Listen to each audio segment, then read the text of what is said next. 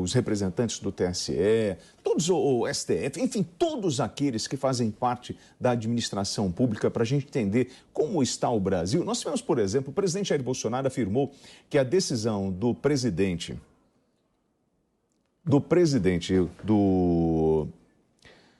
do Tribunal Superior Eleitoral, Edson Fachin, para impedir ações policiais em comunidades do Rio de Janeiro, contribuiu para o crescimento do narcotráfico. Inclusive, no Morro do Rio, virou uma... Ele fala assim, no Morro do Rio, virou lá um refúgio de bandidagem do Brasil todo. Parabéns, ministro Fachin. Tremenda colaboração com o narcotráfico. Bandidagem de maneira geral. Fecha aspas, disse o presidente Jair Bolsonaro. Marco Antônio. Sim, tá certo, né? Você viu, de novo, a gente está judicializando temas que não... O judiciário, caro William, prezado Piperno, deveria exercer o que a Suprema Corte dos Estados Unidos faz constantemente, que é o poder de autocontenção. É o princípio de autocontenção do Poder Judiciário. Ou seja, temas que são íncitos à competência do Poder Executivo, que são da esfera de competência do Poder Executivo, seja ele estadual, municipal, federal, não importa. O Judiciário, quando instigado a se manifestar sobre isso, quando provocado, fala para a parte que o provocou. Olha, você tem legitimidade para me provocar, o assunto é relevante, mas não cabe a mim decidir sobre isso. E é isso que deveria ter acontecido nesse caso. Desde quando, olha que absurdo isso, uma arguição de descumprimento de preceito fundamental, uma DPF, gerou decisões do ministro do Supremo Tribunal Federal, no caso Fachin, que meio que criou uma espécie de salvo-conduto para o narcotráfico no Rio de Janeiro. Senhora. Por quê? Porque blindou aquela região, determinadas regiões que tinham sido objeto de investigação de operações militares, da polícia.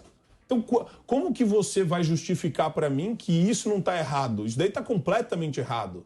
E agora, quando o Bolsonaro fala isso, ele não está falando, não é uma voz sozinha no deserto, não é uma voz única, exclusiva, singular. Não, existe um monte de jurista, um monte de especialista em segurança pública que apontou os absurdos dessa decisão. E tem gente que nega ela até hoje. Espero que o Piperno não fale que ela não aconteceu, porque ela aconteceu. E aí, Piperno, olha só, vou trazer um caso que aconteceu agora.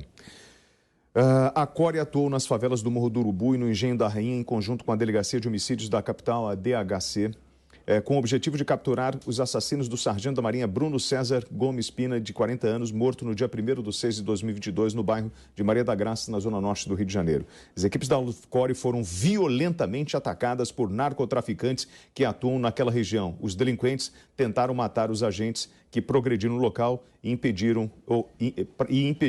a incursão das equipes nas favelas. Então, assim, sabe que a gente está falando de segurança pública, a gente está falando de assassinatos, seja de um indigenista, seja de um jornalista, seja de um sargento, seja de um cidadão qualquer brasileiro. Nós não deveríamos ter uma força-tarefa no Brasil investigando todos esses casos? É utopia minha achar que existe uma diferença ou que todos deveriam ser tratados de forma igual?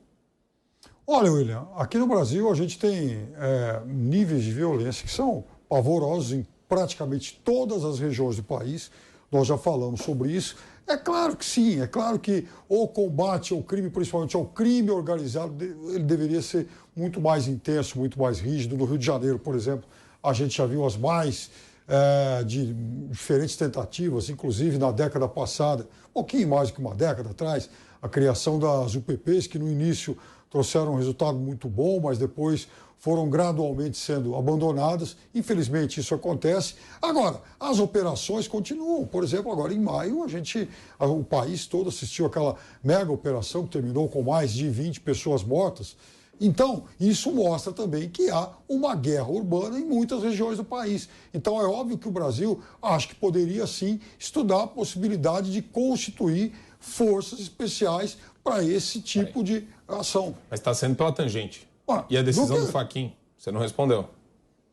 A decisão do Fachin, eu acabei de falar, mês passado, por exemplo, a gente viu uma mega operação no Morro, que Ele impediu durante a pandemia a operação militar só em caráter de excepcionalidade. Exato, naquele momento. Agora não tem mais isso. Quer dizer, tanto que houve uma mega operação no mês passado. E os especialistas de segurança pública falam que durante esse período essa decisão proporcionou um mega fluxo de narcotraficantes do Brasil inteiro para aquela região. Mas até que ponto a gente pode comprovar isso que você está falando, essa tese dos especialistas? A inteligência da polícia trouxe essas informações. Tanto que... agora você não sabe. A inteligência é informação pública, isso. Ninguém está inventando nada. Eu sei que é informação pública.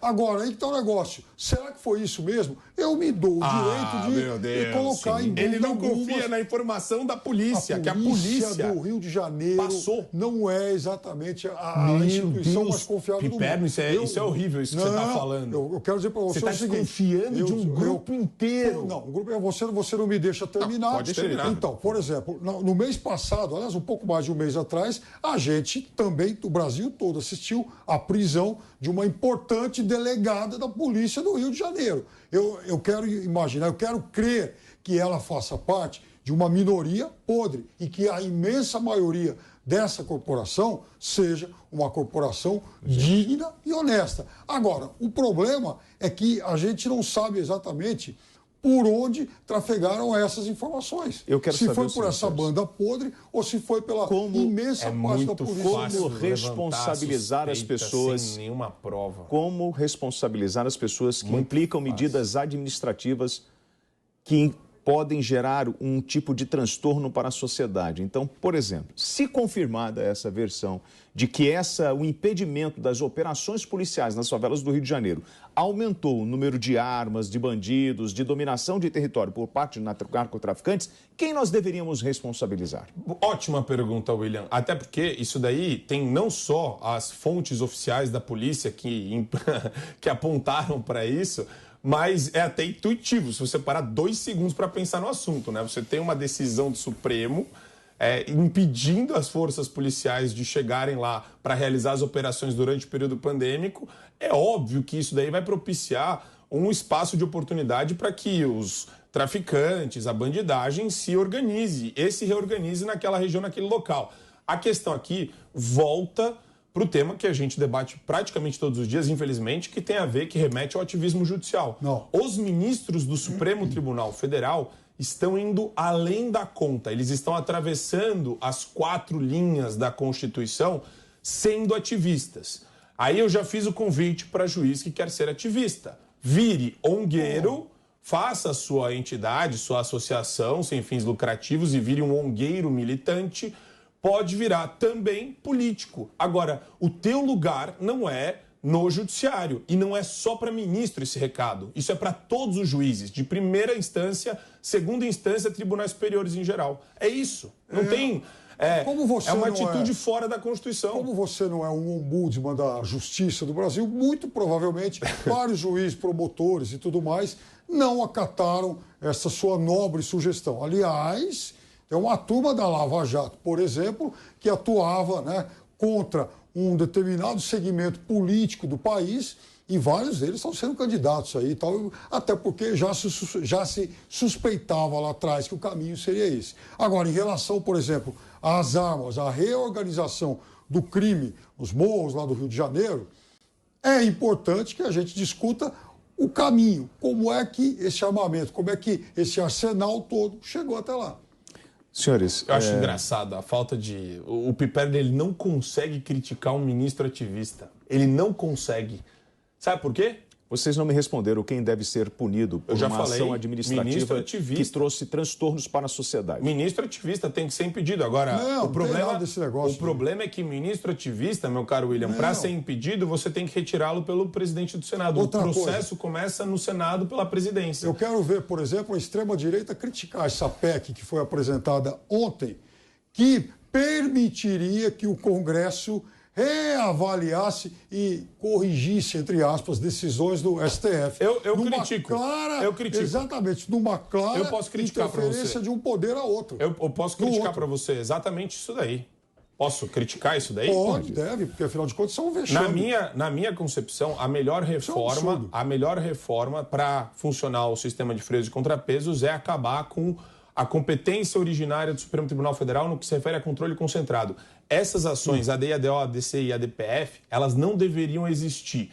O Supremo Tribunal deveria ser só uma corte recursal, quando vem lá o processo da primeira instância até o Supremo. Pois é, deveria, mas não é. Calma a lei permite... Eu estou falando, você perguntou qual é a reforma que você propõe. Eu estou falando, essa reforma não é boa. Não. Essa reforma não é boa. Por quê? Porque ela propicia exatamente uma mistureba que não tem a ver com o sistema de freios e contrapesos. Ela não permite só isso. Ela não permite somente uma mistureba. Ela, na verdade, acaba com o STF. Nós estamos discutindo, na verdade, aqui os interesses dos cartéis bolivianos e colombianos para o território brasileiro como entreposto ou com o seu próprio como destino final do entorpecente. E nós não estamos vendo a discussão séria que existe no país em função de decisões e em função de políticos que não sobem às comunidades e não enxergam a realidade do povo ou são omissos nesse país em função da desgraça que as comunidades vivem.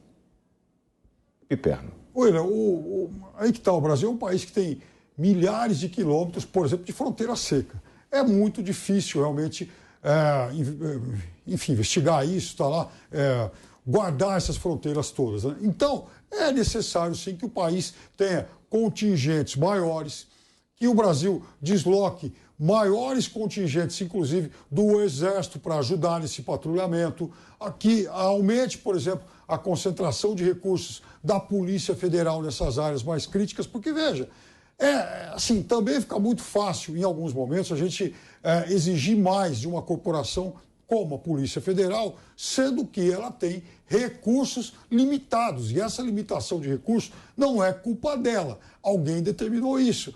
Então, é importante que, e o mesmo se aplica ao Exército, que as áreas mais críticas recebam mais recursos materiais e também recursos humanos. E isso está fazendo falta. Marco Antônio. Eu acredito que uma reforma no processo penal e no direito penal brasileiro seria o começo de uma mudança também.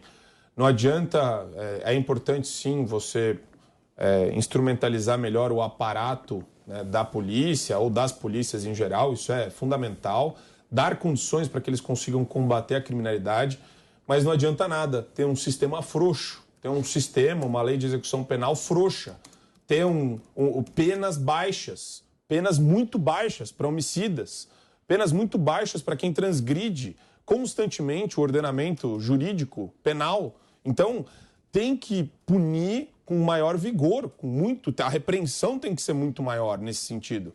Senão você cria esse negócio de a polícia prende e o judiciário solta. Por que o judiciário solta? Porque você tem uma série de benefícios que a pessoa que foi encarcerada pode gozar se ela cumprir determinadas condições. Então a gente tem que acabar com esses benefícios sem dúvida nenhuma. Sobre o judiciário,